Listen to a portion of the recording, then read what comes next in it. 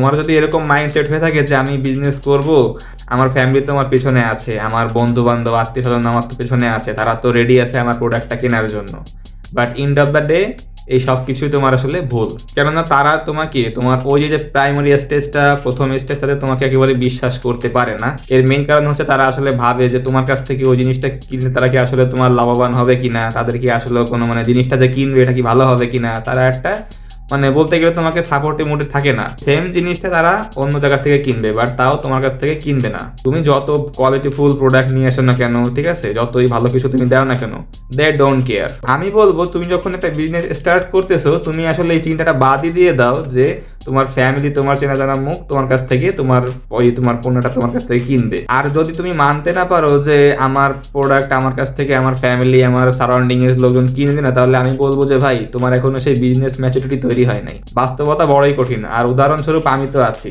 আমি এখনো পর্যন্ত যতগুলো প্রোডাক্ট সেল করেছি আমার তার 80%ই হচ্ছে আমার সব অচেনা লোকজন, আর বাকি থাকছে তোমার 20%।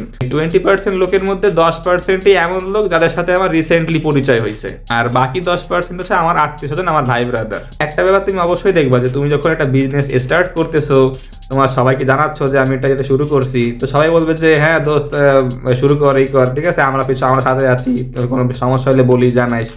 তো এটা সবাই তোমাকে বলবে, ঠিক আছে, ইটস আ ফর্মালিটিস বলবে, বাট কাজের সময় কাউকে তুমি পাবা না। তো অলওয়েজ তোমার ফার্স্ট প্রায়োরিটি হবে যে আমার প্রোডাক্টটা আমি কিভাবে একটা অচেনা মানুষের কাছে বিক্রি করতে পারি। চিন্তা ভাবনা হবেই শুধু তাদের জন্য। একটা কথা সবসময় মনে রাখবা, সেটা হচ্ছে তোমার বিজনেসকে তারাই আস্তে আস্তে বড় করে তুলবে যারা তোমাকে কখনোই চিনতো না। আর পরিবার, আত্মীয় স্বজন, ভাই ব্রাদার তোমার কাছ থেকে পণ্য জানো কখন কিনবে?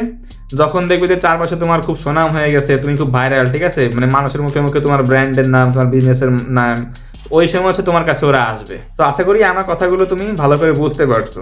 আর যদি তুমি আমার কথাগুলো মানতে না পারো, মানতে নারাজ থাকো, তাহলে আমি বলবো যে ভাই তোমার বিজনেসের ম্যাচুরিটি এখনো আসে নাই, তুমি আরো শিখো, তোমার আরো সময় নাও তুমি বিজনেসে আসার জন্য। আর তা না হলে ভাই তোমাকে অনেক মূল্য দিতে হবে এর জন্য।